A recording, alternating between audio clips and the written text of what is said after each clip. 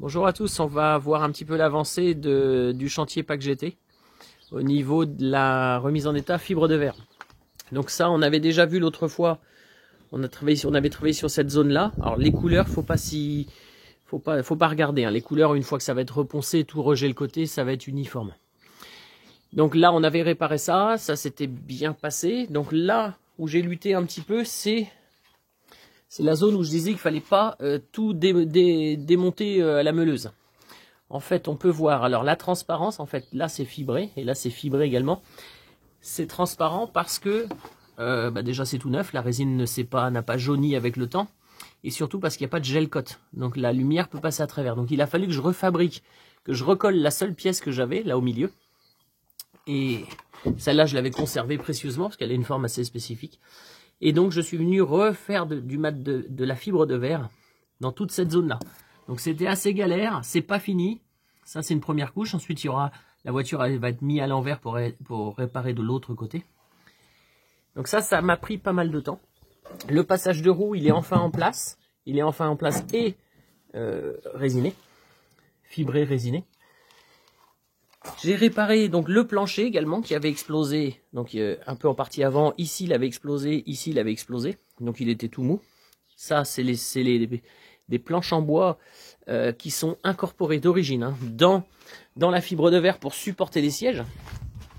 Alors ce qu'on va pouvoir voir, j'ai réparé également, bon m'excuserez du bazar, j'ai réparé également donc le plancher d'origine s'arrête ici, l'extension Pack GT vient juste après, donc elle avait été, toute la fibre avait sauté, donc j'ai réaligné mes deux planchers et je les ai refibrés. Et j'ai réparé également mon haut de bas de caisse qui avait explosé ici. Donc là, j'ai utilisé un bout de fibre de verre, ça c'est de la fibre de verre avec du gel coat. Un bout de fibre de verre qui m'a permis, parce que la fibre était trop meurtrie, de refaire cette pièce-là. Le bas de caisse avait explosé en deux, j'ai pas cette pièce-là en neuve.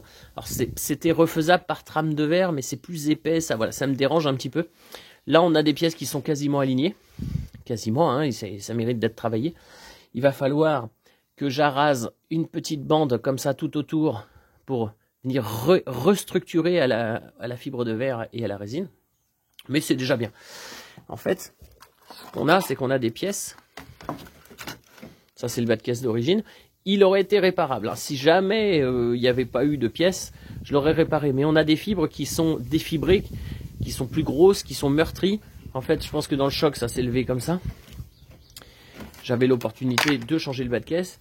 J'ai préféré ne pas changer tout le bas de caisse. C'est plus galère. La zone ici, elle est bien, elle n'est pas abîmée. Je l'ai coupé net. J'ai incorporé ma nouvelle pièce. J'ai décapé par derrière. Et je suis venu faire une trame de verre comme ça. Qui part de là, qui fait tout le tour comme ça, ici. Donc maintenant, il me restera, en faisant plus attention, toute la partie visible. Il faut que j'arrase un petit peu de surface pour venir y faire des bandes de fibres afin de restructurer clairement recto verso les deux pièces pour pas qu'il y ait de fissuration. Et ensuite, pour les couleurs, c'est pas très grave parce que de toute façon, on poncera tout le jet de colle va disparaître et on fera quelque chose d'uniforme hein, avec un petit peu de mastic si besoin pour finaliser. Alors j'utilise de la résine polyester et non pas époxy. De la résine polyester, c'est moins cher et c'est avec ça que c'est fait. Alors là, on peut voir, pour l'instant, je n'ai pas travaillé sur cette zone-là, au bout, là, parce que il y a l'aile, le bas de caisse, le plancher, le passage de roue. D'ailleurs, le passage de roue qui doit être modifié, parce que ça, c'est un passage de roue de voiture classique, d'Alpine classique et non pas Pack GT. Et donc, je structurerai ça tout d'un seul coup, pour être sûr de ne pas mettre un bas de caisse au mauvais endroit. Tout ça, c'est assez mou. Hein. Tant que c'est pas fibré, c'est mou. Alors j'utilise, quand on fait une réparation, j'utilise ce qu'on appelle du mat de verre, c'est ça. C'est le plus facile à utiliser, c'est le plus facile à résiner, mais c'est aussi le moins solide, le moins structurel. J'utilise également, je crois que ça s'appelle du roving, alors il y a différents grammages, hein. Celui-là est très gros, ça correspond globalement à ce qu'il y avait dedans, un peu de choses près, hein. Le mien est peut-être encore plus gros. Ça, c'est beaucoup plus solide. Par contre, pour prendre des virages, c'est galère. Ça a une tendance à pocher. Donc attention, quand on veut faire des angles saillants comme ça, avec ça, c'est compliqué. Maintenant, ça, le mat, c'est super, ça prend toutes les formes, mais attention, c'est moins solide. Donc il faut bien réfléchir de qu'est-ce qu'on a envie de faire. Quand on a envie de réparer, alors ça par exemple, c'est d'origine. Ceci est une paroi qui va dedans comme ça, et qui ne sert pas à la structure, elle est juste collée dedans, et il faut que ça soit hermétique pour laisser l'air d'habitacle passer d'un côté et puis pas de l'autre. Donc au mat de verre, ils ont mis la pièce et puis ils ont fait un petit pansement au mat de verre. On voit bien que c'est pas solide quoi. C'est quand même pas mal solide, mais c'est pas ça quoi. Ça c'est beaucoup plus solide. Donc tout dépend ce qu'on veut faire. Quand c'est du collage, le mat de verre fabuleux. Quand c'est de la structure, par exemple le bas de caisse à l'origine, on voit clairement que c'est vraiment structurel. Donc c'est fait en roving quoi. Par contre, voilà, les angles en roving, dans un moule, c'est possible. En réparation, c'est plus compliqué. C'est pas impossible, c'est plus compliqué. On peut aussi mixer les deux. Hein. On peut, moi, ce que j'ai fait, c'est que j'ai fait en U comme ça, tout autour, en roving. Et ensuite, un peu plus grand, en mat de verre. Ce qui fait que, une fois que ça sera sec, il va être vraiment structurel. Attention aux épaisseurs. Bon, on peut quand même mettre plusieurs épaisseurs, mais il faut pas mettre trop de couches quoi. Donc la prochaine étape, 1, c'est acheter de la résine. 2, ça va être de finaliser un petit peu tout ça. Ça c'est assez long parce qu'avec ce genre d'outil, petite meuleuse à air, je vais venir enlever un peu de matière tout autour. Ça c'est assez long en préparation à faire. J'utilise un aspirateur en plus à côté hein, pour toutes les poussières parce que ça pique. Et puis après avec ça c'est du scotch évidemment, mais avec des morceaux de fibre de verre, je vais venir structurer comme ça en fait. Tac. Mais il faut absolument être rentré un petit peu dans la matière pour ne pas faire une bosse, quoi, que ça soit invisible. Évidemment, je le fais pas en scotch. Hein.